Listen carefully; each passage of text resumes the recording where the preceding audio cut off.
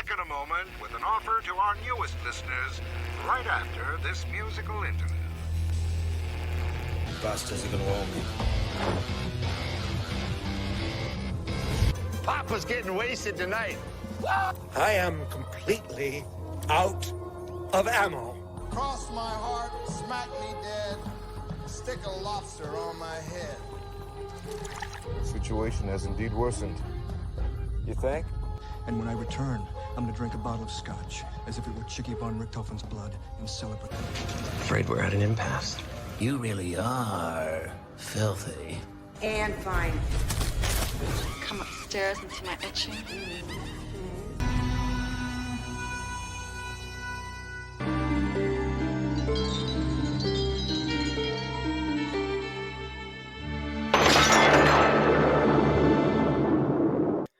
What is up, everybody? Welcome back to another round of the Graveyard Shift of Nostalgia TV. We are punching in so you can't punch out. So come on over for the second part of Friday the 13th, the series, season 2, part 2.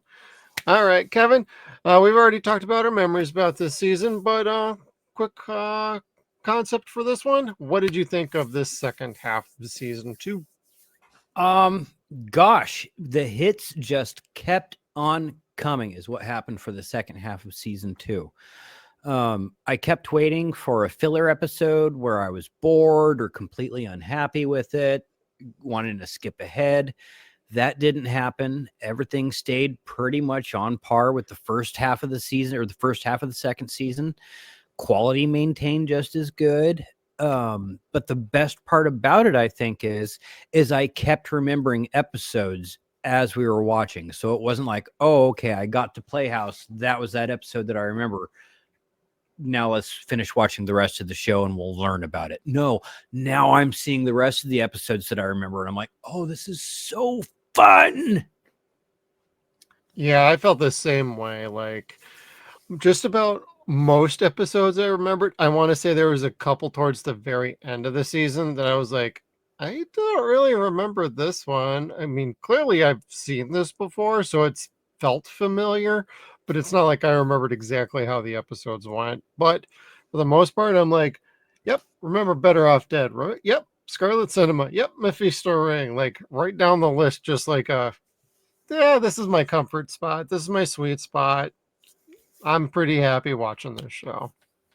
Yeah, this is one of those things where it's like, if you have somebody that grew up in that time period with you and you could watch this with them, like, you two are going to zen and jive and just have a great time watching this show. Like, there's not much of a better time than you could have than watching your old stories, your spooky stories from being a kid. Like, it's fucking cool. It gets your imagination juices flowing, the imagination juices that made you grow and that made you fucking think about all these weird, crazy monsters in your imagination that you'd grow up loving or writing about or whatever. This show helped form you.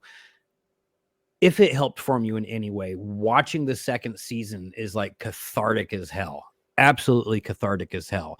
No matter how bad, like, I can't say how bad the story gets because that's misspeaking, but like how bad their situation gets, you're still having the time of your life watching this fucking show. Yeah, absolutely. And it'll, like I was just mentioning, there's a great nostalgia for this, but it actually is very true about this show. The writing and the acting got incredibly better like the second half of the season. Like, between season 1 and season 2 is way more consistent, way more hit than miss with just about everything it was doing. Jack had some great episodes, Mickey had some great episodes, Ryan had some great episodes.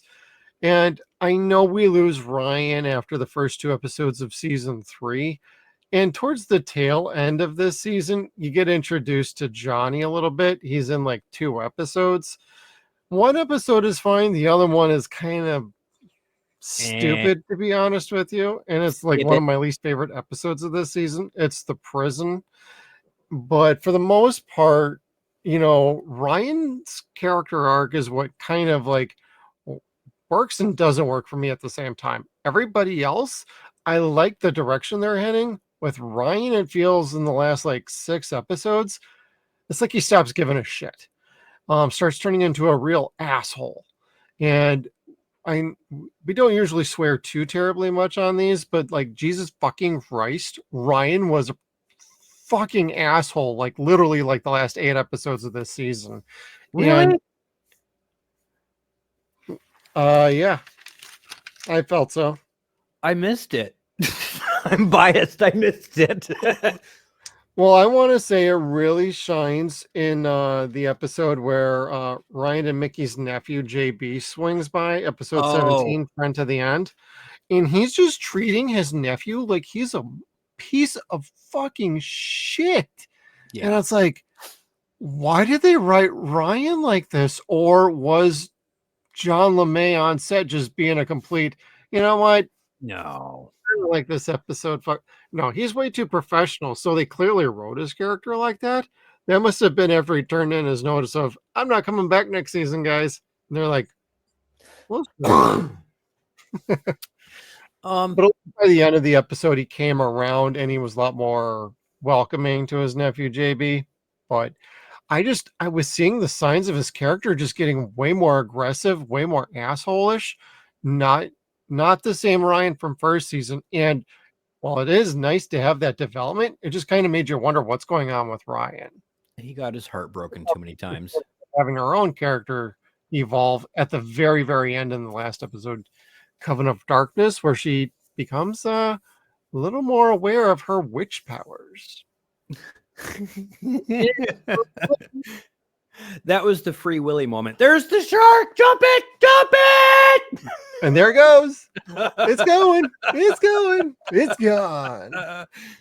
It was cool, though. It was cool. It wasn't horribly jumping the shark-ish.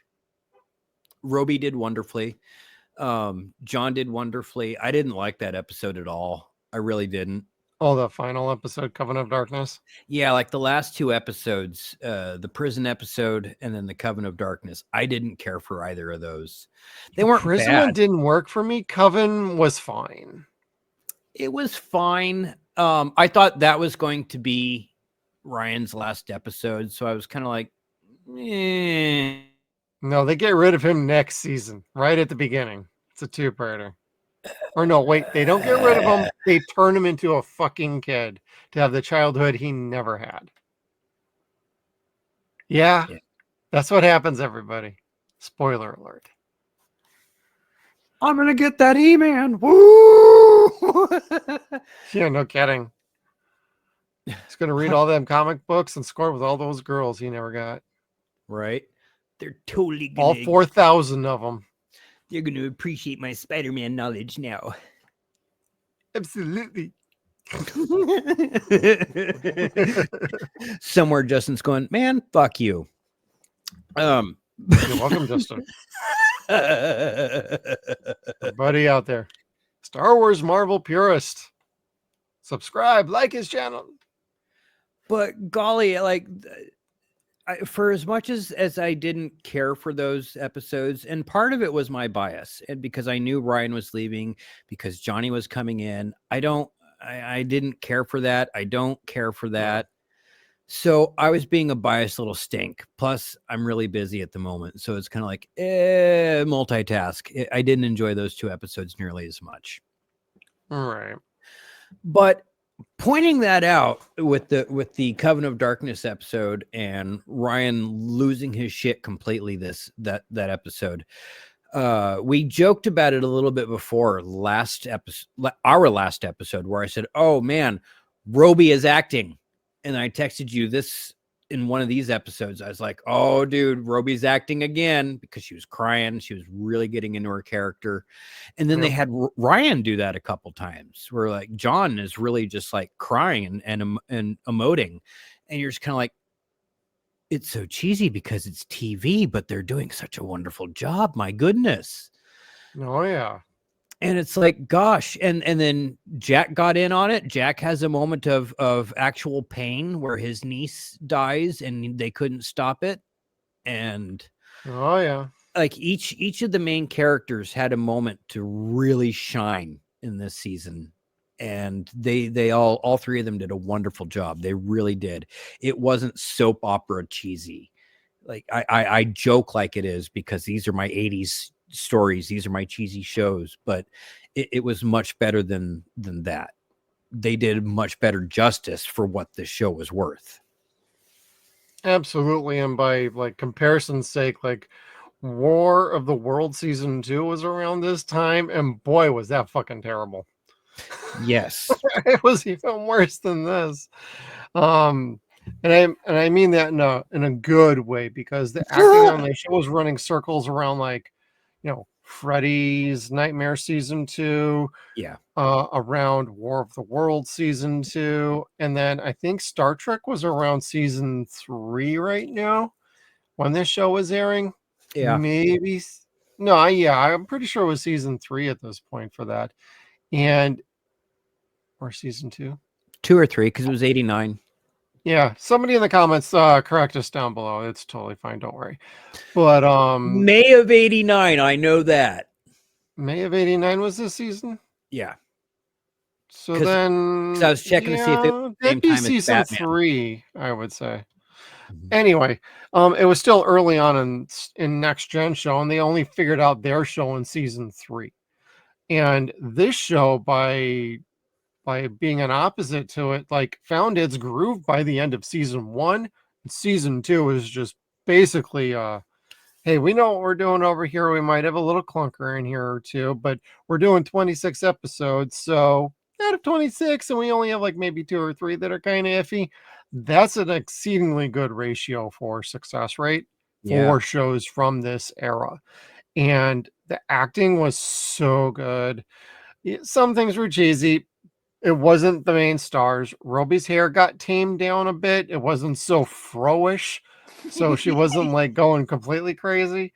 And like Jack slimmed down a bit. Like, it was wild seeing Chris Wiggins a little bit lighter and like healthier. It was great to see. But then they also got put through the ringer emotionally this season for our favorite characters. Like, we all like Mickey, Ryan, and Jack. And just seeing them continually get tortured, especially the rest of season 2, it's like, man, this show ain't exactly for the weak of heart, because good things happen to bad people, and it was heartbreaking at times. Yeah, like, and it sucked because when you got to the episode where God, I can't the dancing episode, I can't remember the title of it. Oh, the ballet one? Yes, where Jack's niece dies. As soon as it said this was I promised my brother I'd look out for her, I'm like, oh, she's dying. The maestro. I'm so sorry, she's dying. See, and that was just another one that I remembered. Like, I wanted to keep texting you every episode that I got to. I'm like, I remember this one. I remember this one. I remember this one. It was so fun. Oh my goodness. It'd be so much easier just to tell you which episodes I didn't remember as opposed to which ones I did remember. Because I starred all the episodes on my little note sheet. Like, I want to say Friend to the End. Yes. With JB. I did not remember that one at all. And then I did not remember Shaman's Apprentice. And then I did not remember either of the last 2 episodes. The Prisoner and Coven of Darkness. Prisoner, I legit was like, have I even seen this one before? I mean, I've watched this show like twice before in my life. I mean, not counting like when I was a kid. I remember Prisoner's like a complete blank to me. I literally don't remember it at all. I remember it. I remember falling asleep through it and waking up at the end of War of the Worlds. Like, I have a very vivid memory of that. Going, oh man, and then having to go to bed because I missed like all the Friday night frights. Okay. Or was Arsenio on it? God, and this show was on Saturday for me. I remember that.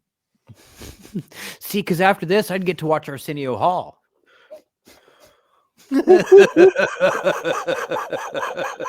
For like the 3 years that he was on air. Oh, dude, I used to love that show. Arsenio was fine. I liked him. I remember watching him with the Macho Man Randy Savage episode. Ooh, yeah. Snap into a Slim Jim. Ooh, yeah. Bitches. Oh, wait, no. That would be mine. Bitches. Too cold to hold and too hot to handle. The Macho Man is coming for you. And your screw ducks. Anyway. Where's Miss Elizabeth? No.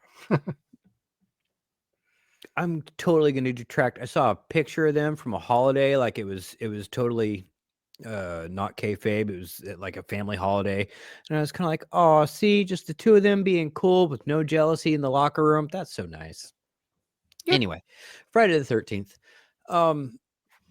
This so far, and we haven't gotten through the whole thing. I've said that before in our, I think our first part of Friday the 13th, but this show has been my favorite of the Friday Night Frights that we've covered so far, even more so than Freddy's Nightmares. Freddy's Nightmares was so much better than I remember it being, and I was so entertained the entire time, and I had no problem watching it. Like I would love to get it on DVD or Blu-ray one day. If they ever do it, motherfuckers. Come on, Warner Brothers. I absolutely loved it, but this was much better. It's a different type of show, and I enjoy it better. It's got more continuity to it. It's not a anthology series as much as Freddy's Nightmares was. Oh yeah. But it is a fun show. It's so much fun. And it's like Freddy's Nightmares had this Stephen King niche to it where like the good guy always died at the end. That was always kind of like Aeon Flux, where she's about to escape and she gets shot or trips and dies over a laser at the very end. Yep. And then the next episode, nothing ever happened. Yeah, there was always some horrible irony to Freddy's Nightmares. And there's irony in this, but it's a little bit more natural storytelling, I think. Or general storytelling. And I like it so much more. I really do. Again, it's based on Ed and Lorraine Warren's basement with all their cursed artifacts that they supposedly had. Right. And it's so much fun because you could there's so many stories that they wrote. Now, I will say this about that. They wasted a few episodes rewriting old stories or monster movies. Like the Scarlet Cinema or the Phantom of the Opera episode that they had last episode for us. Those weren't really necessary, but they weren't bad neither. You got to give them that. They weren't bad episodes. So, I mean, my hat tips to them for making something generic and been done several times before, still relevant and fun. Right. And also at the same time, trying to keep everything fresh with, okay, what kind of a gimmick are we doing this week? Yeah. And in some episodes, you would actually hear them working about like two different items at the same time. And sometimes that's how you'd write somebody out of an episode. Like, I forget which episode it was, but like, maybe it was the pool shark episode or something, but one of them, like Jack and Ryan, were going off after like cursed snowshoes. Oh, that's right. And Mickey was all by herself. Yeah, I think that was the pool table, pool cue episode. I'm sorry.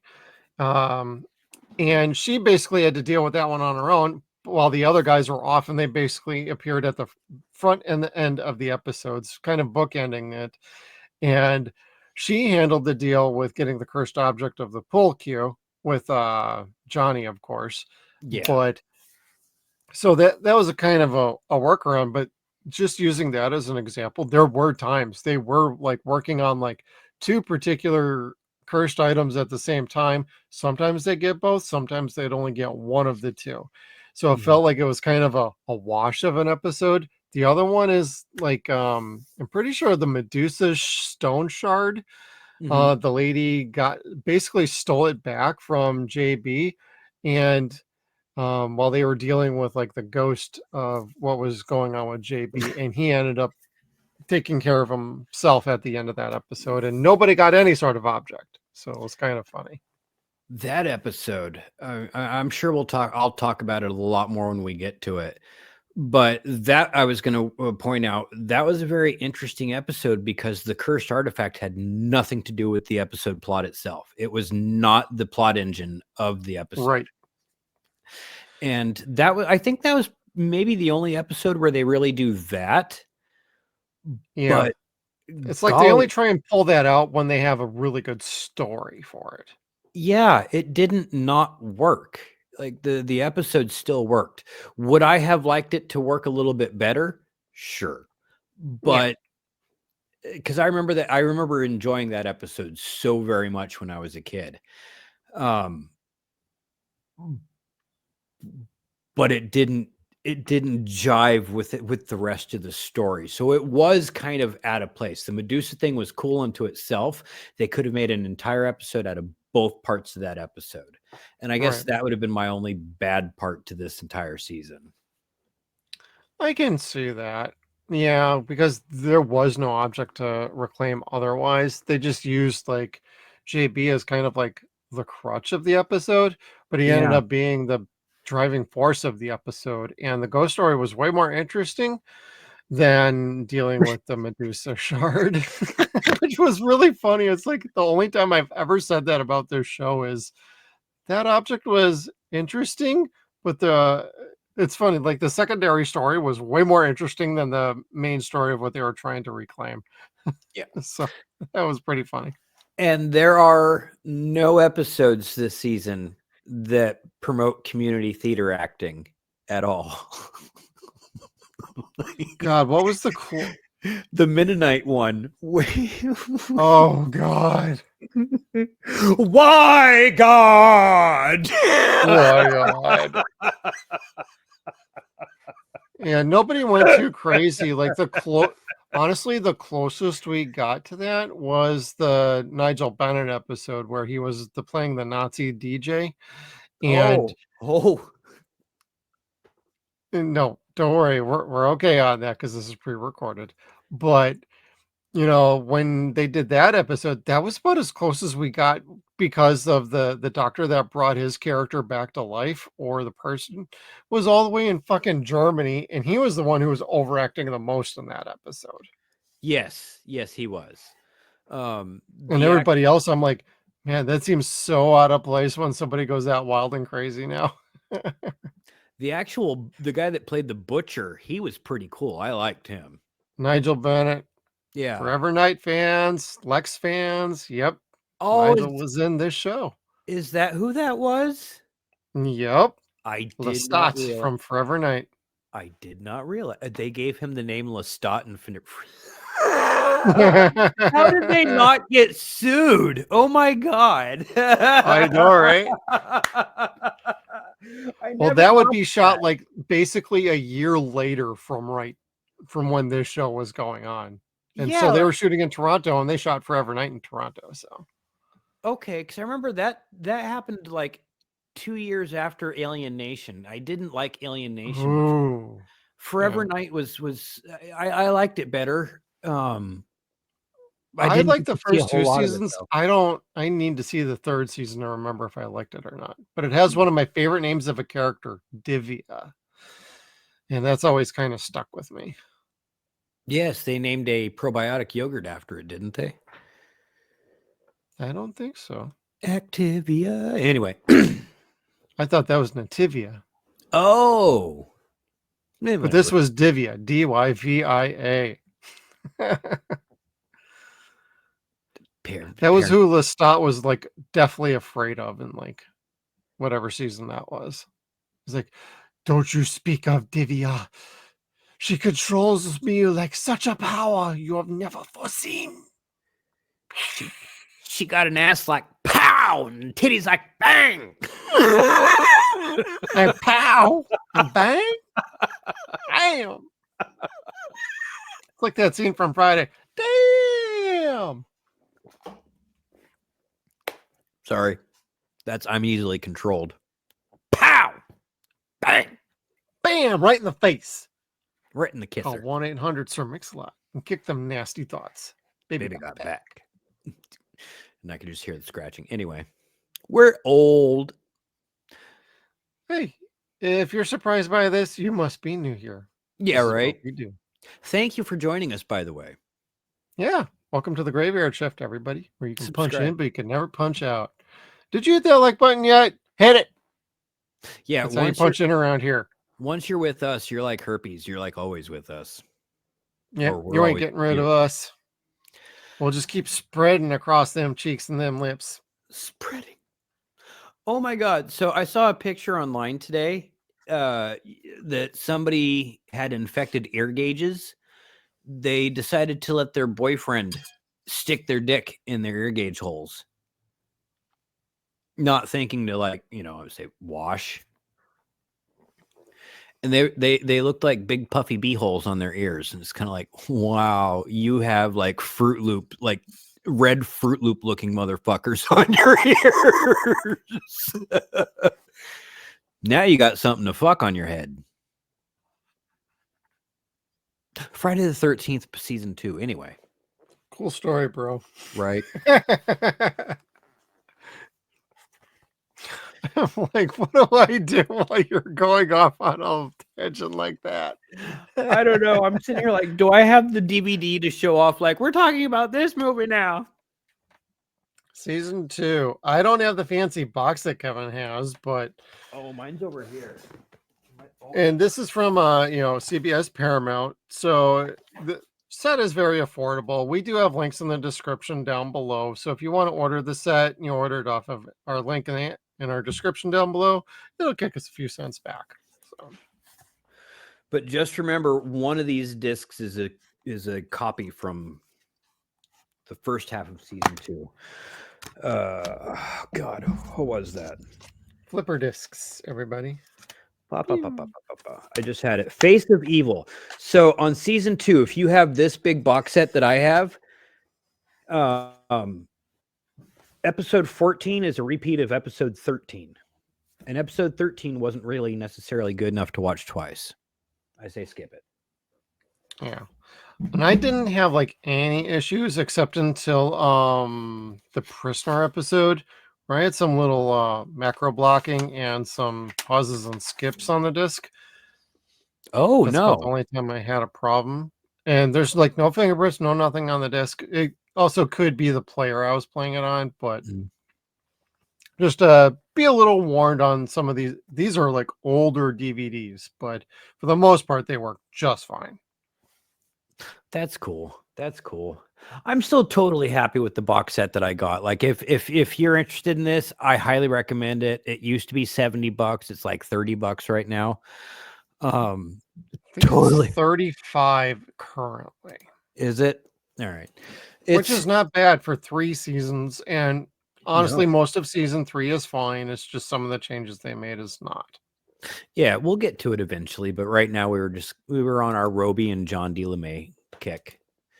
Yeah. Because after this, John would go off and do Jason Goes to Hell. Which he was the best part of that. Well, I can't say he was the best part of that movie. The explosion was the best. No, the titties were the best part of the movie. Then the explosion. I was going to say the first 15 minutes of Goes to Hell is actually pretty dope. Yeah. After he explodes and it goes to opening credits, that's when the movie ends. Yeah.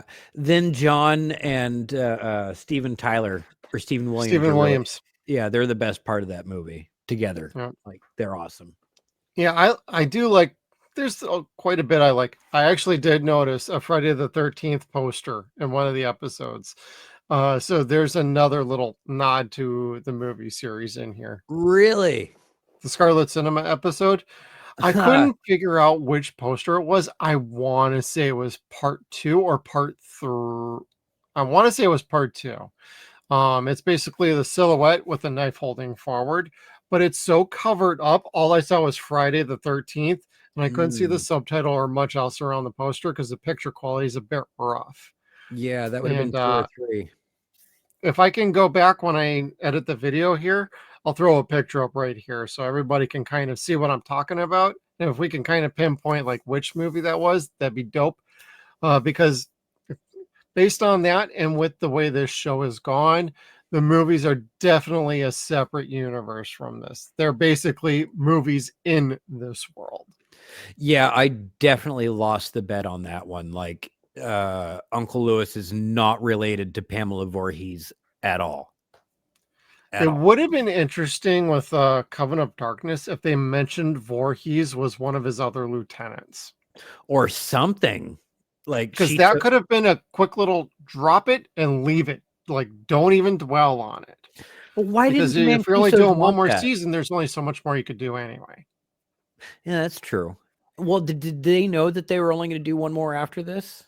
No, I think it was about partway through season 3 when they Hmm. were told, like, you know what, this may be it. And when the ratings really dropped in the second half of season 3, that was the end of it. Because in syndication, you gotta pull the numbers in with John leaving the show. You know, the ratings were there the first half, they were not there the second half. That So, sucks. and this was a big production. Like, this is months and months of work.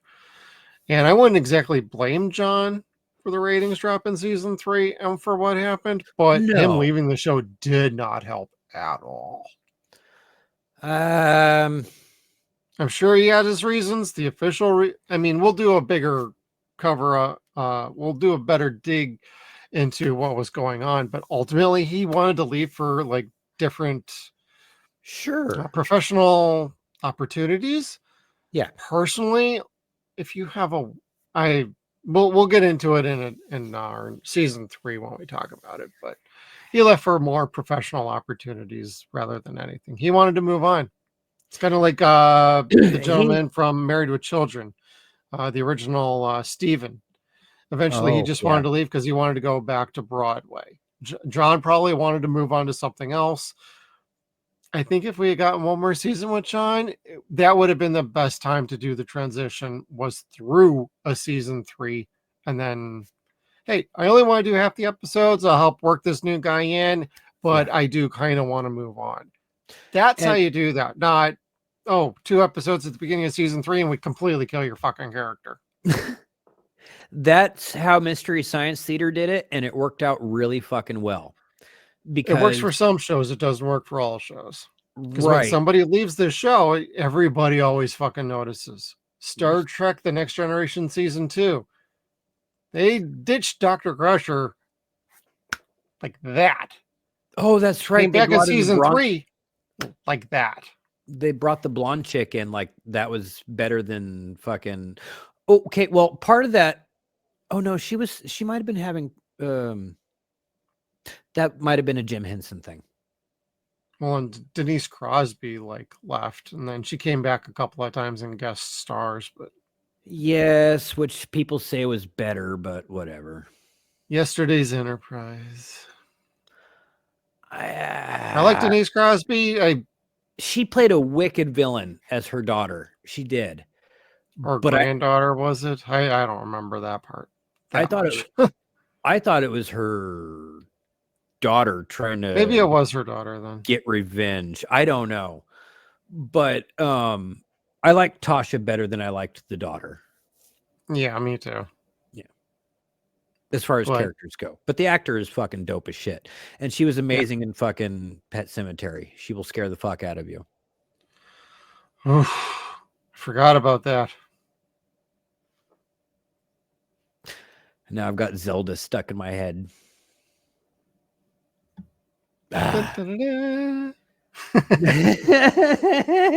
Wrong Zelda, Jeff. I know.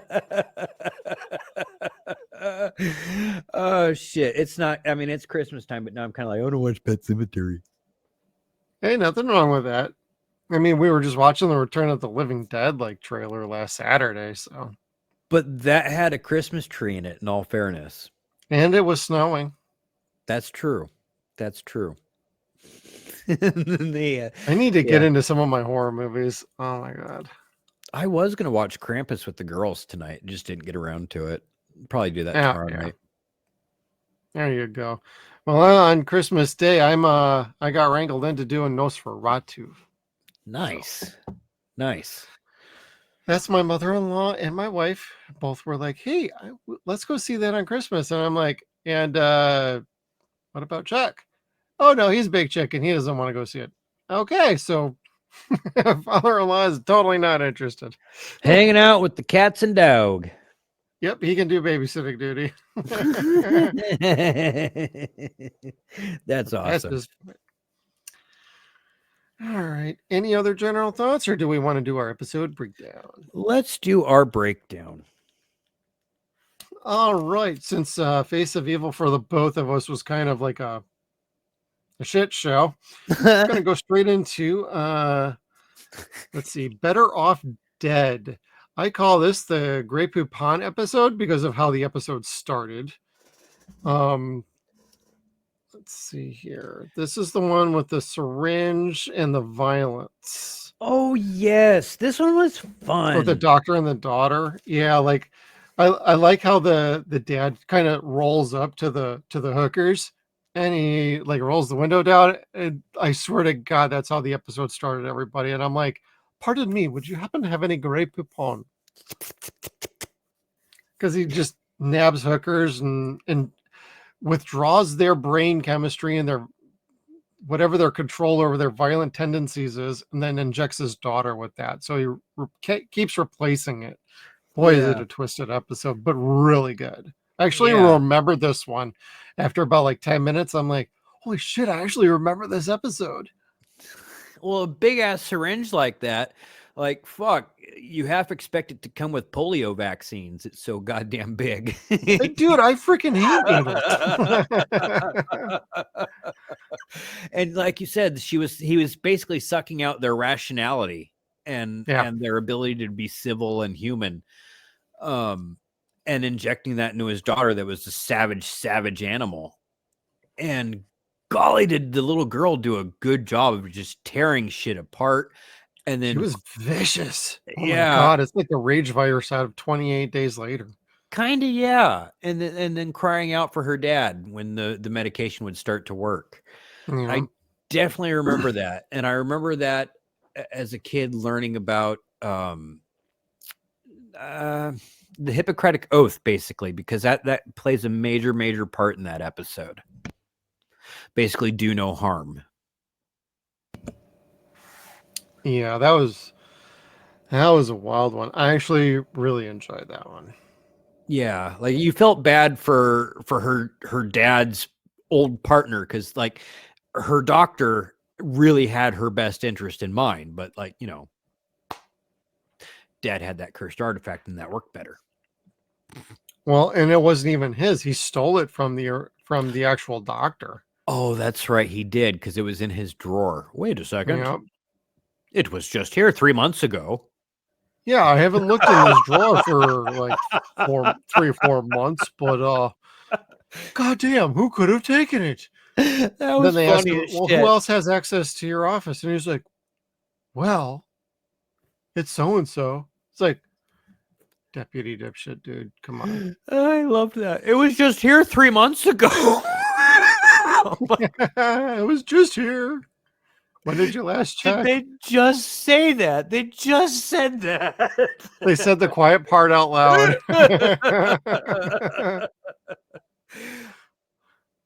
But I bought it. I ran with it. I didn't care. Yeah. I was having so much fun. I didn't care. Oh God, back then with these, like you watch some of these stories, like with like 2024 sort of sensibilities and knowledge, and you're like, you know what?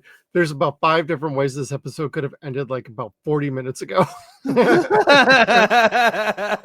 And just as a test, I did watch one episode and then I went back and I watched like the first 5 minutes and the last 5 minutes. And I'm like, you know what? I could have done that for like 3 of these episodes and I would not have missed freaking anything because everything happens in the first 5 minutes and the last 5 minutes. Yeah. I don't think it would work for all episodes, but like for the very standard ones, like the prison one, that worked so well. I'm like, God damn it, I wasted 45 minutes watching that one. Mm-hmm. Yeah. Like you get the exposition of where the artifact came from, what it does, who's got it, what they're doing with it, and then what happens to them. That's pretty much the meat and potatoes of these episodes. Yeah. And if it's not the particular object, you at least get the overall story there. Yes. And then the added sprinkle on top is which one of the main characters is going to fall in love with whichever one of the victims from this freak of the week. Right. And then who's going to actually sleep with one, who's going to actually potentially get impregnated by the devil, and then who's going to potentially lose a family member to one.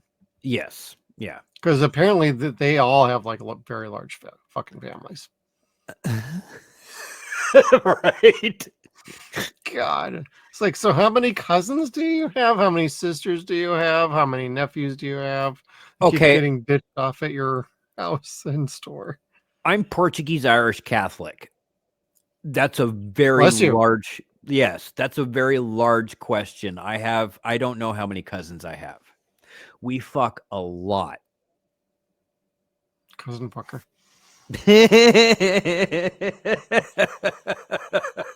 We're Catholic. We don't have a whole lot of options. Too true. Just go find a potato instead. All right. The next episode is Scarlet Cinema, where a nice little camera will bring a movie character to life to kill your enemies and then turn you into that same character, and then you are dead. Okay. I like this episode because of the horror aspects, and they were going Wolfman style with like werewolves. And I did appreciate the fact that they kept doing like grisly killings, but like I didn't buy it because it was totally super classic Universal monster Wolfman. Yes. And they did a great job with it. Oh, yeah. Fantastic. Absolutely. But so here's the thing. There is an old episode of Mystery Science Theater called Overdrawn at the Memory Bank. I'm sure you've seen it. It has Raul Julia in it. And it's basically Without the mustache. Yeah. It's basically a made for TV version of Casablanca that gets remade 15 years later, and they recalled it The Matrix. Swear to God. But the robots point out as he's watching Casablanca in this movie, no fair movie. You can't improve your status by putting a better movie in yourself. Like, you're not going to make yourself good by putting a good movie in you. That's not how this works. And that's kind of what they did. Like, a good quarter to half of that episode was just the Wolfman from the 1930s. It's like, well, shit, now I just want to go watch the Wolfman. Yeah, no kidding. Like, I got a nice, beautiful box set from Universal up there of the Blu-rays from like fucking 8 years ago. And it makes me want to dip right into that and watch them all. Because I got the Frankenstein, I got the Dracula, and then I got Invisible Man in there and Wolfman. Oh, see, I just have the 70th anniversary editions. Those are still probably just dope as hell too. Yeah. I know there's 4Ks out there. I ain't fucking buying those though. No. I mean, I got this box for like $30 because somebody was like clearing out stock, and I'm like, oh, nice. For like basically 50 movies? Hell yeah. Yeah, that's not bad at all. That's a good price. Yeah. But I appreciated the homages in this. Clearly everybody had a fun time making this one, and yeah, I like the idea of a portable camera that's not a freaking like giant little VCR on your shoulder. It's so light and portable. Exactly. Like, we didn't get cameras like that until like 30 years after the fact, almost. Right. A good 25 years later. But it was at least enjoyable. And let's see, what else did I have on that one? No,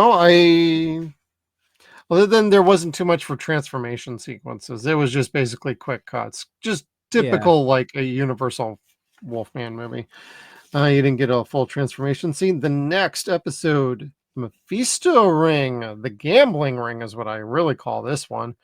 Basically, it's the 1919 Black Sox scandal, the World Series ring, and it curses. It basically kills anybody who wears it, and then if you take the ring off of them and put it on yourself, it will then show you a victory of a sporting event, so you can make a gamble on it.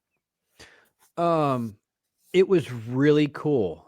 I vaguely remembered this one. I remember I well remembered this one. I almost did, not as much as some of the others, but it did have some familiarity to it. It was the main character. Like, wait a second, I know him. Clearly, it's I can't. Dennis Forrest. Yes, we've seen him in so much that we've covered on the show, so much that we've seen on personal time. I was like, I know that face. Yeah. But where we've seen him most importantly was season 1. Yep. And I'm like, wait a First second. returning actor.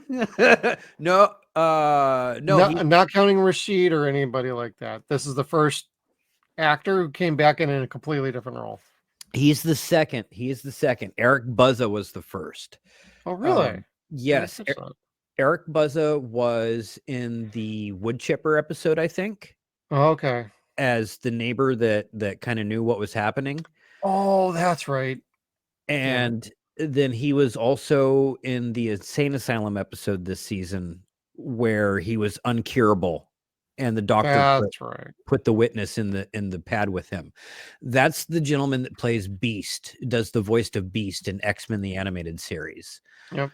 So he was the first person that I caught was a repeat, and then this gentleman here who was in the Cupid episode.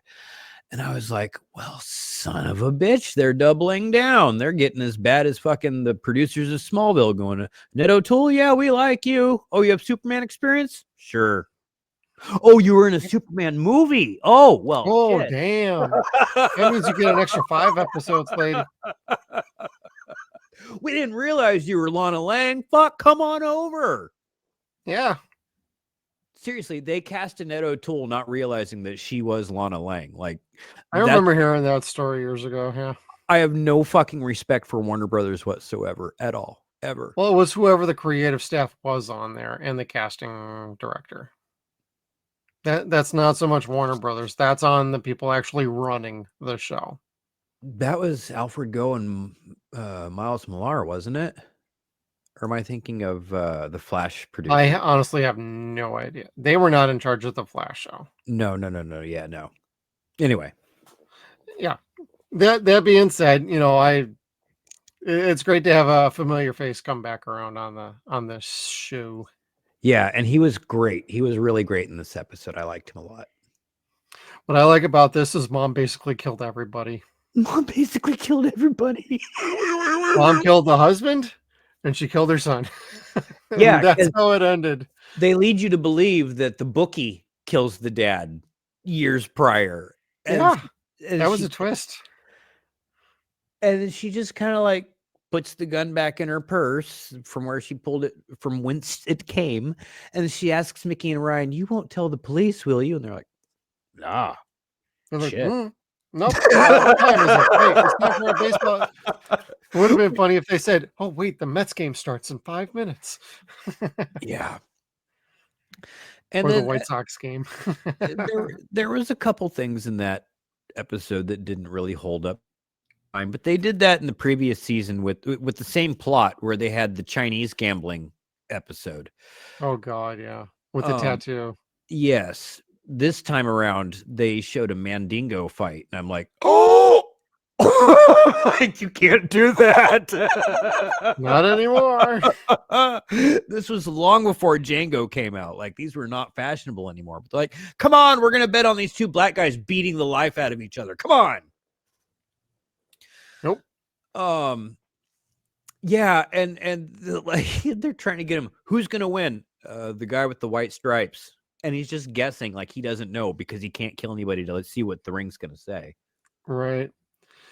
And then he convinces like the guy who's trying to bully him into figuring out what's going on, gets him to put the ring on. Then they figure out who wins the next fight. And Jesus Christ, the cycle keeps on going.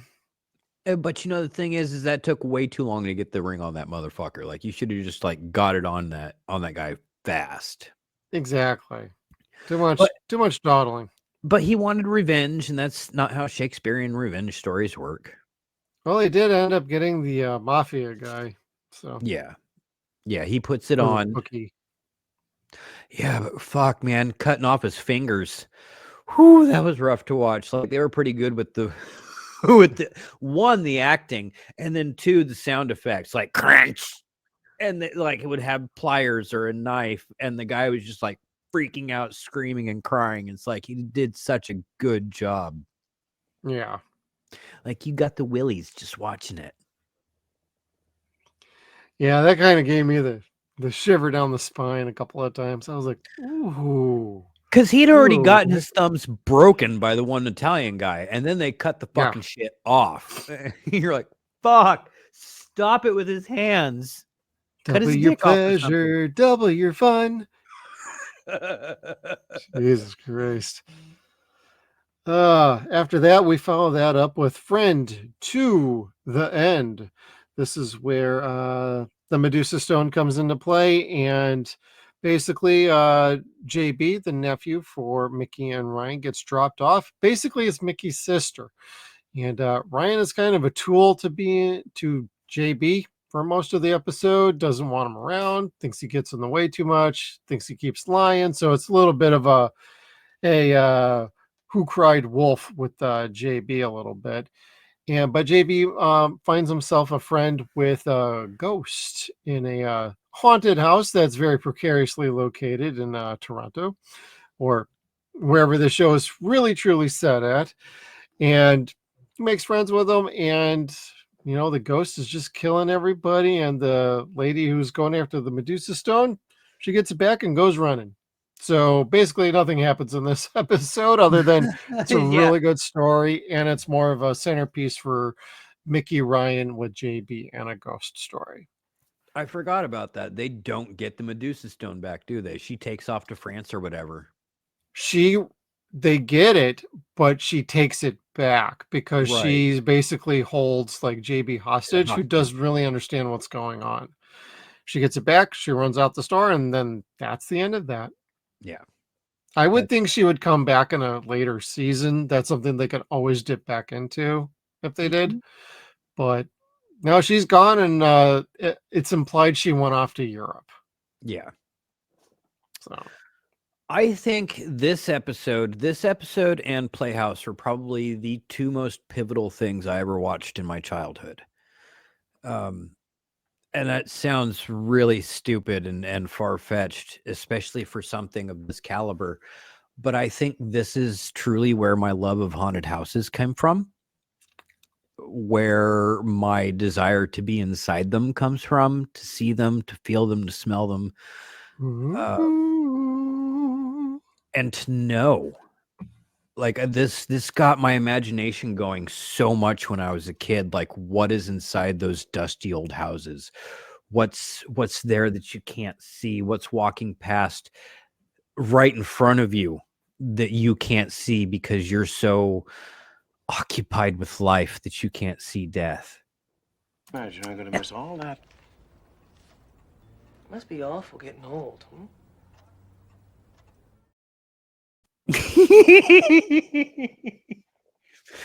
Which I'm going back to that haunted hotel hopefully pretty soon, so we'll see what happens with that. But I think that's where my love of haunted houses really, really came from. I just liked this episode so much when I was a kid. I connected with it. The ghost was abused as a child. Yes. And that was his plight, is he had to kill adults in order to maintain his life. That was something that the foster parents got from Lewis, I think. Was it a cat? That's right. He was put in the coffin. Oh, Yeah. That's right. So that was an item, actually. Yeah, but I don't think they retrieved it at all. They didn't know about it. At least I don't recall. At the end of the episode, they did retrieve the coffin. I'm pretty sure. Oh, they about did? that. Yeah, because they did find like the coffin was in the ledger. So I am mistaken, and I have corrected myself. Oh, okay. That's They right. sold the ledger to the family that wait, that was 100 years prior though, but they found out about like the coffin. And Right. well, yeah, because there was a letter to Lewis, and they Thanking found out him. like you put somebody in the coffin and it brings them back. So Yes, but they have to kill in order to stay alive. correct. If this boy didn't kill an adult, he would end up withering back to death and resuffering the abuse that his father did upon him with a whip and his fists until he just died again. And it was really kind of heart-wrenching to watch because, again, this was the 1980s, and they were really talking about hot topic things like child abuse back then. Oh yeah. And like the teenage runaways, and we saw that with Playhouse. And this is one of those episodes where they just like really pushed it. They were really trying to sell it. and they did a good job with it. It was a I little think so. cheesy. They had the actor like in a gown, a dress gown from 100 years prior, but it looked very effeminate for his age. But that it was just the times where it was. And the funny thing that got me is the actor. I remember really liking him when I was a kid. And he reminded me of an actor that was on War of the Worlds, an episode of War of the Worlds that I really liked. It was an episode that had a kid, this young girl in the battlefield, made friends with another kid, and they were hiding from the aliens. And then she finds out that he's one of the Martians, and he didn't realize that he was a Martian either. Huh. Turns out it was the same child actor. I'm like, oh, okay. No wonder I liked him. Figures. Yeah. So I'm like, well, that's cool. Good on him. I'm sorry you were in War of the Worlds season 2, but you were probably the most enjoyable part for me. Thank you. Probably. That's probably why I like remember it. liking it. Yeah. Well, I like this episode. I think they did a very good job. And I even think the kid as JB, after like about 5 minutes, I was like, okay, he's fine. Initially, I'm like, yeah, he's kind of annoying, but boy, Ryan is such an asshole to him. Like, what the hell? And he keeps bringing up, you need to talk to your sister. You need to talk to your sister.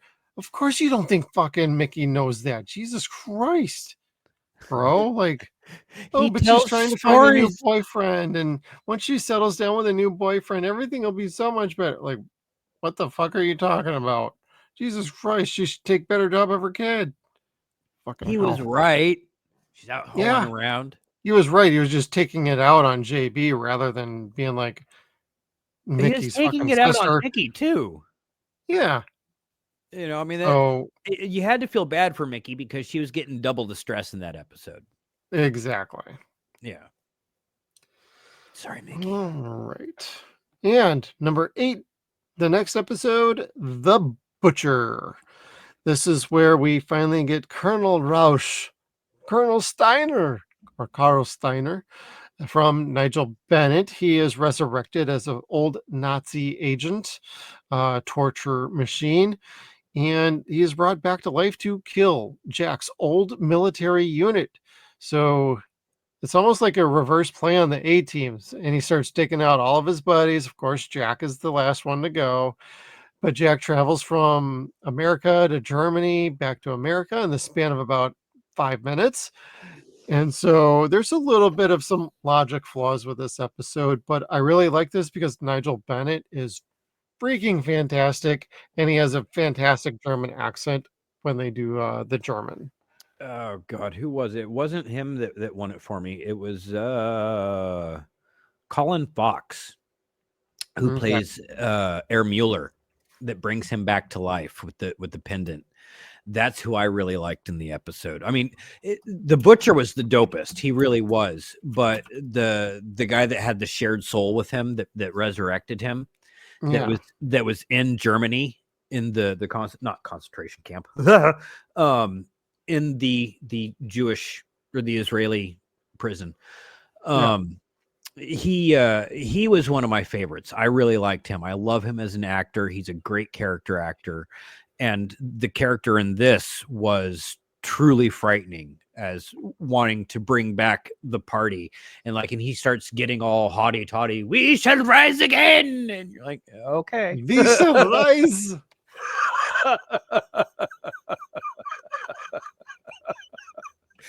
We are still the master race. We will show you. Wait until you meet the Irish. Yeah. We can outdrink you. Sorry. Every time and twice on Sunday. And then we'll beat you up and piss in your hat. Too true. But, I enjoyed the episode. I enjoyed the construction, and it gave us a good backstory episode for Jack, because he actually used to be a strong military person. And it makes a little more sense about some of his background now. Yeah, right. The only thing I wish they could have done with that, or would have leaned a little bit more into it, was maybe him being a spy for the United States into the occult stuff that Hitler was into. With him having the occult knowledge, he could have been useful trying to figure out what the Nazis were into. That's true. That would have made him kind of like a neat little SS kind of person, you know? Yeah, I think so. But whatever. It was still cool. Again, really good episode for Jack. Yeah. Or for Chris Wiggins and the actor that was playing young Jack. Oh, yeah, I would agree with that. Yeah. But Chris Wiggins waking up in nightmares was pretty good. Yeah, right. Such a good actor. I dreamt of He him. really shined in that one. I wish I could go back in time and meet him before he'd passed and tell him thank you. Like, in the weirdest way, you were my Bill Cosby growing up. Like, I so looked up to you as a dad figure from this show. I don't know why, but I did. Evil events from evil causes spring. Aristophanes said that. It's fucking true. True, true. Kevistopheles said that. Kevistopheles. All right. Next episode, Mesmer's Bauble. This is the little pendant that goes around the neck. And this is a creepy stalker episode. And if you were looking for some body horror, everybody, this is kind of one of your episodes. Because basically the stalker wants to become the person, not sleep with them or make them their own. They want to become that person. And that literally happens in this episode that stars Vanity. Yes. Freaking. She was goddamn good looking in this episode. And at this time in the 80s, she was a total rock star and sex symbol. So yes, had Barry Gordy's The Last Dragon in 85, and then she had Action Jackson, this show, and a few other acting roles. She was on fire. So yeah, I absolutely adored her back then as a growing boy. So just saying. I didn't, but as an older man, I'm appreciating now. You do now.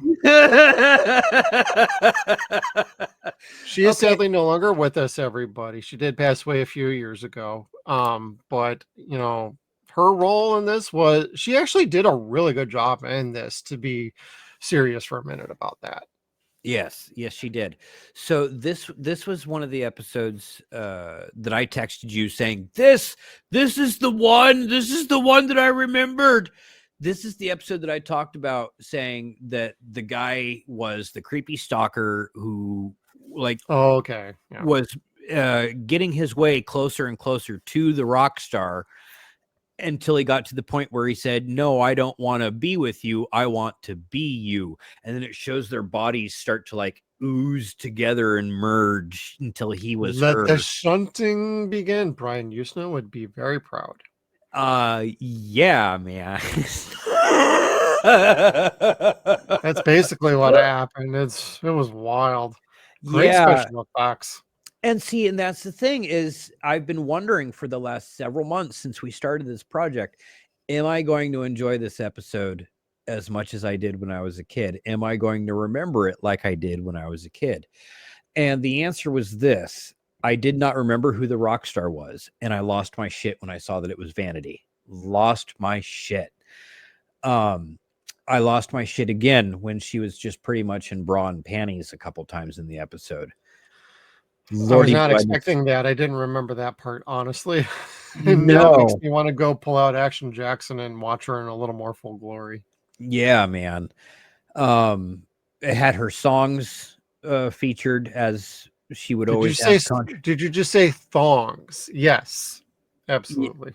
Yes. But I remember the guy being so creepy and the shunting scene being so disgusting. And it's not that bad watching it now, but for being 8 or 9 at the time, or being 9 at the time, and seeing it then, I was kind of like, wow, that's intense for TV. This is wild. I can't believe they got away with some of this shit. And then, like, he decides he could be a better Vanity than Vanity can be. I'm like, bro, no. and he goes out to fucking perform as Vanity, and they break the curse. And then he retransforms back into himself while doing the stage act. And I'm like, in her dress, feathers, lace, everything. Yeah, and he's all like turning into this like what was that movie with Nicolas Cage recently? Long Legs? Is that where he I was didn't all actually like, see that, but yeah, he was in Long Legs. yeah, that's that he looked like Nicolas Cage in that movie, I think, where it was very almost like vampiric as he was transforming, very sickly looking, plague like, and you're just like, ew. It was so good, so every bit as good as I remembered it as a kid. Like, I was so happy that we revisited this. It was another mwah. I got something back from my childhood that I've been missing. Yeah, like just watching these episodes along really put a sense of comfort back into me. Like it's like just soul food. It's like going home again, you know. It's totally rad. I totally appreciate it. It makes me feel like a kid again. Yes. Even though I do watch it with more adult eyes now. So I totally see like through logic and plot holes, whereas a kid I didn't give a damn. I saw a lacy bra with Vanity in it. I saw a thong with Vanity in it.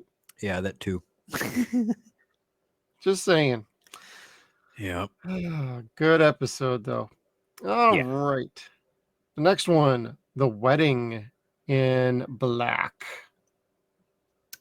I remember this is the Snow Globe episode, everybody, where everybody tries to get hoodwinked by a former friend of the past and brought into the world or distracted from it. Because Satan is making moves, we are no longer getting Lewis anymore, everybody. He is officially out of this show at this point. Satan's taken over. And yeah, it's kind of it's a very, very good episode for an overall plot one. And everybody gets a great role. Everybody gets a great bit.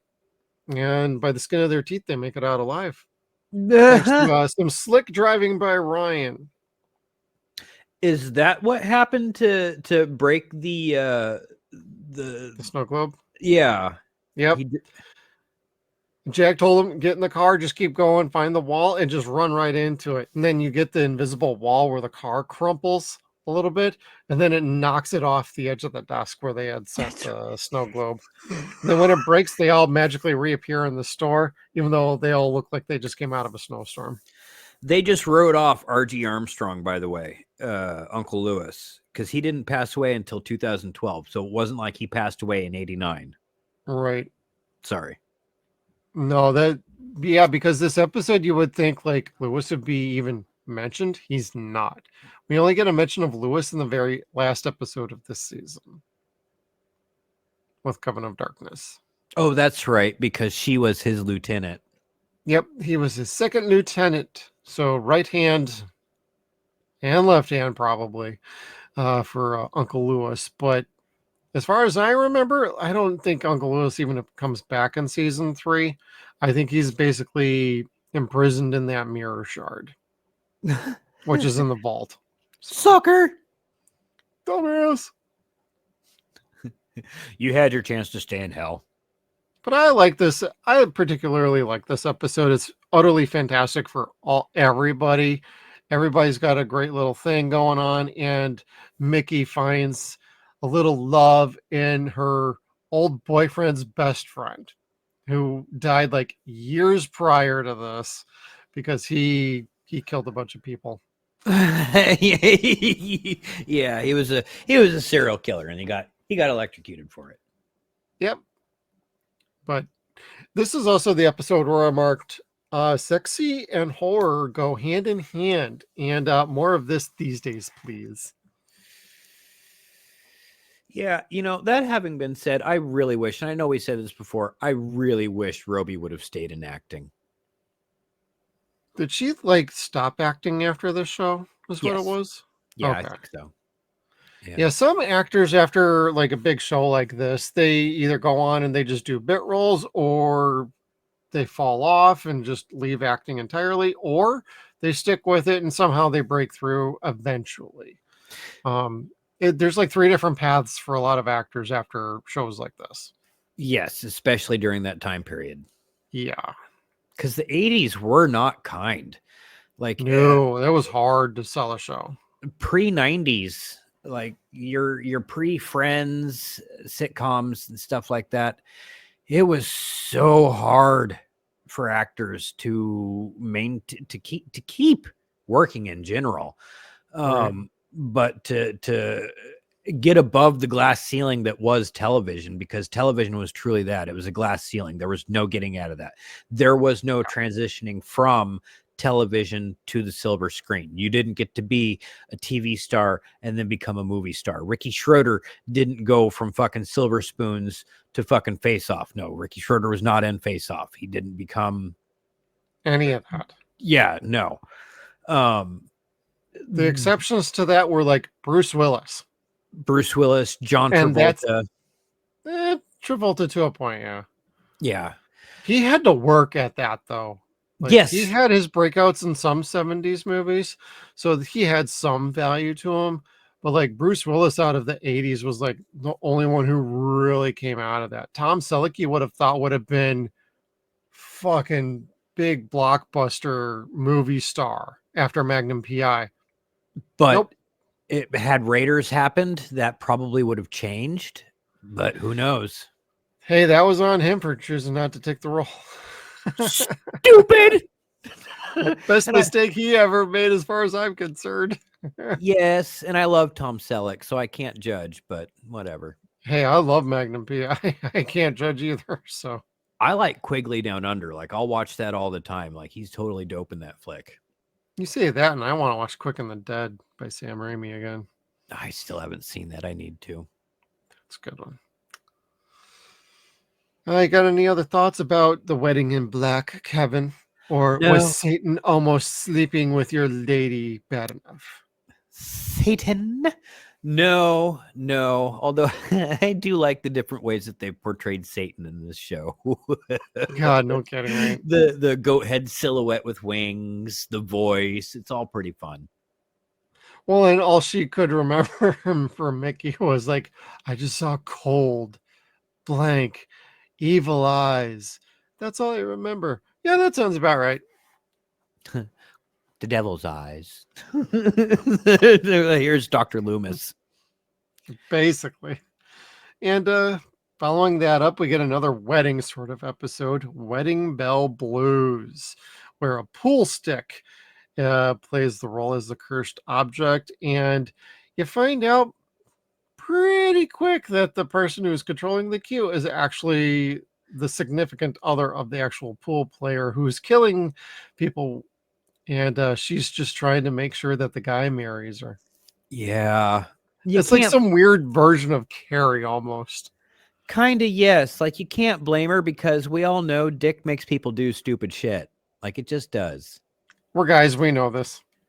Dick, pussy, like, it all makes people do some really stupid shit. And she was just trying to capitalize and secure what was hers or what she felt was hers. She just wanted to keep sticking her stick into people and stiffing people.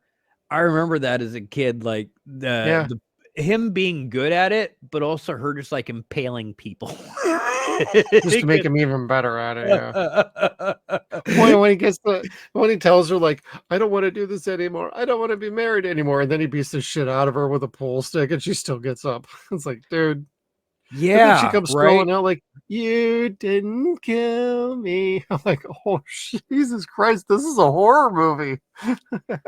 Yeah. Like, you're supposed to shiv them, dude. Shiv, not bludgeon. Yeah. At least they told him to lay it in.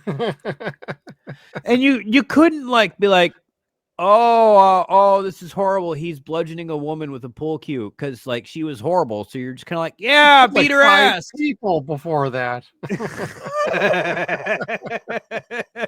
Well, if he was a scumbag, he didn't want to kill nobody. Well, I mean, he was a scumbag. He was a piece of shit, but yeah, that's what I'm saying. Like, he was a scumbag, but he didn't kill nobody.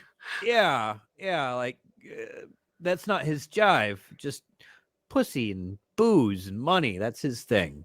I was like, talk about totally abusive to each other. Like, Christ almighty. Yeah. Like they were a toxic relationship, perhaps. Take note, everybody. If you want toxic relationship, you watch this episode. Or any, well, anyway, I was gonna say any of our shows. We have a toxic relationship, but we love each other. You know, Kevin. All right. Following that, we have the Maestro. We are joined by Colm Fior, who is a well-known actor. He's been in quite a few different shows and movies through the years. I want to say I recognize his name, and he's been in like Chronicles of Riddick. And if I want to look him up, he was also, let's see here. He was in Gotham. He was in The Sum of All Fears. He was in Pearl Harbor, City of Angels, Law and Order, Special Victims Unit, The West Wing. He's been in quite a few things. He's the guy. Tell him, Kevin. He's the guy that took off fucking Castor Troy's face. He was on Face Off. He was the doctor. Yep. I was setting you up for that, so we took it. And then King Laufey on Thor. He plays Loki's dad. You know, so totally cool actor. Totally cool actor. Very in a very terrible episode. I liked this when I was a kid, and I'm sitting here watching this like, this is so boring, but I'm still I know, that's what I wrote down. I'm like, boy, this is super boring. Like, can I fast forward? Compared to everything else that happened, like, this is boring and stupid, because like Jack's niece wants to dance for this guy, and like all of his dance troupe is like dying off like fucking flies within a week, like 5 die. And she's so mesmerized or enthralled by this guy's fame that she wants to like move in with him and be his apprentice. She doesn't care what Uncle Jack says, or doesn't care that like all these people are dying, that he probably does have this cursed artifact that Uncle Jack said he has. It doesn't really matter, whatever. And like poor Jack tries really hard to save his niece like throughout the entire episode, and she does not have any of it, doesn't want to hear any of it. Nope. And you feel bad for Jack at the end, but you don't feel bad for her when she dies. You just don't. You're just kind of like, I felt like basically nothing, and Jack's like rampaging through the shop. I'm like, dude, really? And see, and then here's the part. Would have liked that more when you lost your fiance from years ago in season 1. Yeah, that was fuckered up too. Yep. But at the end, where he can't get anyone else to finish this dance for him to make him famous as a choreographer, he decides to swear on the music box himself and make himself the final victim of the dance, he and Jack's niece. And he's got a bum leg. It broke backwards. You know how your knee's not supposed to go the other way? Well, his did, and still does. At least that's the way it looks as he's walking every time you see it with a cane. But he gives himself to the music box. He gives himself to the dance. So now he is able to do all these marvelous dance moves. And I don't like ableism, but I am a horrible hypocrite. I'm just kind of like the guy with the busted legs dancing. And it's not funny. It's not, because he had his dreams destroyed. That's why he gave his soul to the devil and shit. He wanted to be a dancer. That's all that was important to him. And he was just totally passionate about it. And here's Kevin's evil ass just laughing because his leg flops this way and that, but he's still doing all these wonderful dances. It's like a little fish. Yeah. A flaccid little dick, and he's dancing on it. Floppy. Yeah, I was just ultimately bored by the episode. There's nothing like really wrong with it. It just wasn't clicking for me. It's not one of those that just lands, but at least there was a cursed object with a symphonia, and they just ended up just taking it back at the end. So, well, what gets me is they try to bring in the mythos of Romeo and Juliet, and then they bring in Shiva. Like, well, okay, are we going to do how many? What are we doing here? Yeah, which references are we going to do in this episode here? I would have just stuck with one. Yeah, would have made more sense. It made it a little bit muddled, just a little.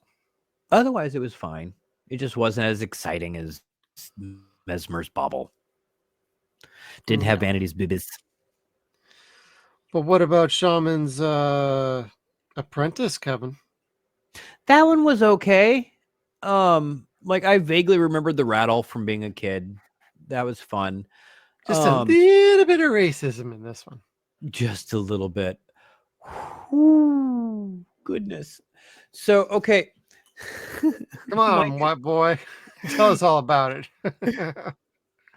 My kids had their Christmas concert yesterday, and not a single one of those songs was a traditional Christmas song. Like they were all multicultural songs, which is fine. That's totally cool.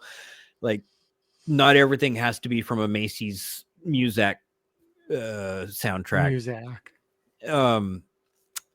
But they had the kids singing songs that were African in one song and another that was Native American, and they were playing drums, and golly, it was offensive. I guess raised down in Africa.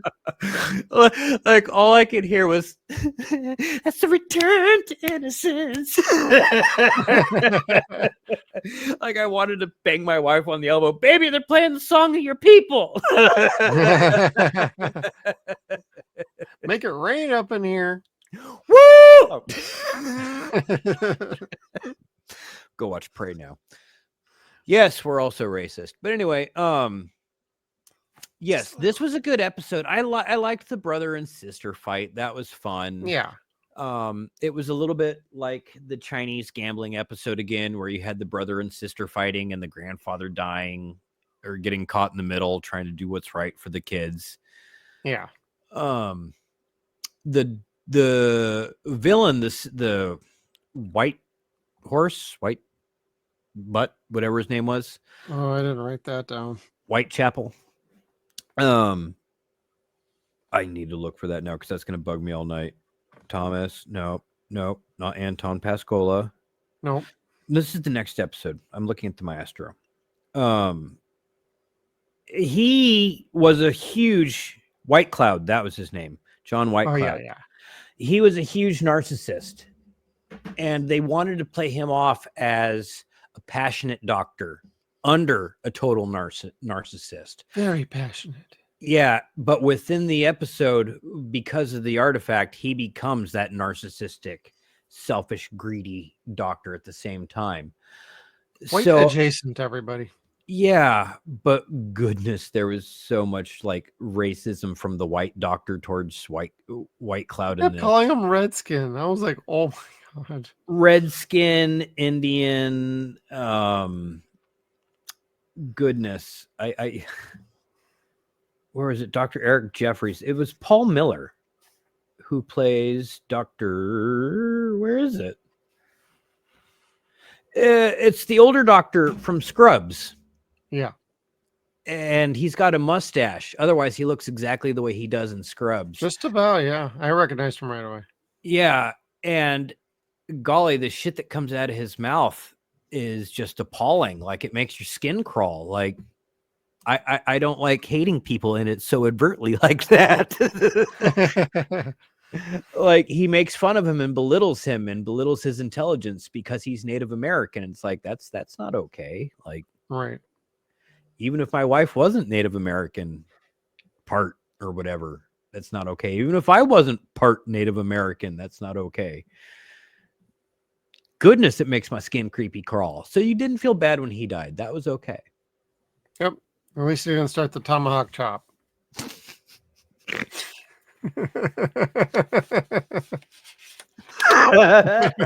Just saying. Fuck you. We all cheered for Atlanta that year. 92 was great. It was 96, Kevin, when they actually won the World Series. Yes, but we started it in 92 when we were hoping they would win. That's true. And let's see. Oh, great. The next episode is the prisoner one, Kevin. Oh, I don't like this fucking episode. so there's It's a little bit- military, it's a World War II Japanese jacket that makes somebody invisible. Whoa. And they Yeah. bring Johnny in. Whoa. It's This is not that terrible. great. Like Johnny's got to go to jail. Yep. So he could be right across the prison yard from this guy, or right across the cell block from this guy. And he keeps thinking that the guy's not actually there. And then finally, like 15 minutes left in the episode, it shows the guy like starting to fade in the camera and staring at Johnny, smiling. And he's wearing this Japanese bomber jacket. You're not allowed to wear clothes like that in jail. You're just not. Or have like certain things in jail. Yeah. I noticed like the stupid locker ticket that he had. And he's showing off, yeah, I got this locker number for where all the money is being hidden at the beginning. And I'm like, they would never let you fucking keep that, bro. No. Even back then, like, what the fuck? Yeah, this wasn't a good episode. I remember it. I remember the jacket quite well. I remember him rubbing the shiv on it and turning invisible. Yeah. That was as far as the neatness went for that episode with me. Again, boring. Yep, agreed. I thought it was terrible, and I'm not a fan of Johnny at this episode. I liked him in the previous one when he was doing the pool cue with like Mickey, but like this one just did not work for me. Yeah. Oh, great. Yay. This is where he's starting to show that he meant it when he told her that he was willing to help search for the artifacts, that he wasn't afraid. Yep. But it was still really stupid. Yep. Very stupid. I don't have much else about that one other than I didn't like that. But all right, last episode, Kevin, Coven of Darkness. I like this one. Basically, former Second Lieutenant Liza of Louis Vendretti. She is back released from prison, and she is back with a special little chisel. And they're trying to get the witch's ladder, which is another item. So there's two items for 2 for 1 in this particular episode, and they're just trying to get the witch's ladder and seek revenge for Lewis, and they basically hoodwink Ryan for half the episode and make him their puppet. Kevin, what'd you think of this one? I didn't like it. It weakened Ryan so much. Right. And I'm sure this was great for John to be able to stretch and spread his wings as an actor and be more of a victim and show feeling than what he's usually able to do in this show. But it didn't jive for me. Him getting his ass kicked throughout the entire episode, me thinking this is what's going to make him quit. I did not care for it. I thought he could have struggled more against pushing back against like Jack and Mickey, because at one point, he shoves Jack like 4 times and then he just bowls Mickey over. And it's like, dude, you're not even struggling. You're just like, I have to get this item to Liza while they're screaming at you. Don't do that. That's a cursed item and you're being controlled. Well, you could say, yeah, I know I'm being controlled. I can't stop what I'm doing. That never happened as part of dialogue. So yes, and it was a little inconsistent with how Mickey had a connection with Ryan. Like at first, she just had to touch him and tell him, "I'm here," and he was able to break the curse or be able to break the spell. Because Mickey now has powers. Everybody, witchcraft powers, latent witchcraft powers. Yes. That the cup was this full when she started, and then they got it to be this full when they ended. But then she had a little twinkle in her eye of, oh, I'm not done being a witchy little lady. Yeah, I'm going to learn up on this shit. Mm-hmm. She can be a witch for me anytime. Wow. I don't know. It didn't jive for me. It was okay. I didn't like it as a season finale. Yeah, it felt more like a mid-season sort of like cliffhanger episode, and be back in like a month or two. Yeah, be back in a month or two and have episodes of Ryan trying to recuperate from the mental anguish that he just went through. Right, and then whatever Mickey's going through too. Yeah, like that would have been a better route for me with that story, but they didn't take that route, and I didn't care for it at all. So, if it was me, I probably would have ended the season 2 episodes prior. Yeah, this is where a 24 episode season would have probably benefited. While I like the episode, I wasn't exactly a fan of quite a few things in it. Kevin just touched upon just about basically everything I would talk about. I just didn't dislike it as much. No, that's okay. I had issues with Ryan just being like, not even trying to resist. He just totally let himself get hoodwinked and be like, I don't know this person, but she seems to know freaking everything that everybody else doesn't know already. Right. Okay. And I'm not going to listen. There's a lot of Jack. like, yeah, like, like I literally wrote in my notes, Ryan, you are way too trusting of somebody you don't fucking know. And we just had an episode 5 episodes ago where you had an old girlfriend come back and you didn't fucking trust her. Yeah. With good like, reason. Terrible, like, inconsistency with that. And I'm like, he should know something's amiss and to talk to everybody else. But you do that, and then all of a sudden you don't have an episode. But I think you would have had a more compelling episode. I don't understand what they were doing with this one, like, at all. What they were trying to set up. To be frank, I don't remember enough of season 3 to know if this even plays a goddamn role in it. I'd have to go watch the pilot or go watch the season premiere. Yeah, and the season premiere is where Ryan is written out of the show. Yeah. And that's where I'm just kind of like, I'm done. Yeah, so we'll see how well that works out on the next Friday the 13th run we do for this. I don't even know when that's going to be. Let me take a look here. I haven't looked. Ugh. Oh, don't worry. Any final thoughts, Kevin, before we wrap it up? Gosh, this is one of my favorite things that we've watched so far. Yeah. Even with some questionable episodes there at the end. Yeah, like I can't say this is the best thing we've watched quality-wise. I can't say it's the scariest thing we've watched, although it probably is. But I've certainly had so much fun watching this and reconnecting with it and reconnecting with that part of myself from 1989. Like, fuck, watched Batman Returns after that. So I'll probably go back and watch Batman 89 again. It's a good time. It reminds me of good times watching at night with my friends. It reminds me of my love of monsters and occult stories, how much I miss the satanic panic of the 80s, how much I miss the bomb. Like, this was just a good time. Yeah, I completely agree. It put me in a very happy place. So I enjoyed rewatching this again. And it looks like the next Friday the 13th month might be June. Well, shit. That's a ways off. We have like one Friday the 13th month next year, like, period.